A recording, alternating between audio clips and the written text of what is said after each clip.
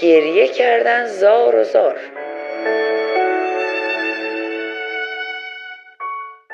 وقتی که وارد مسجد شدیم اون عظمت رو دیدن، اون رنگ‌های فیروزه‌ای و نور آفتاب رو، اون زیبایی که اصلا قادر بیان نیستم بنده.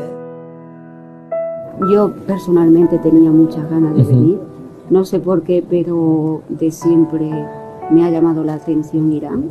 He leído mucho sobre Irán y era uno de mis sueños venir aquí. اونه که دیدم چشماشون نه تنها پر اشک شد، گریه کردن زار و زار.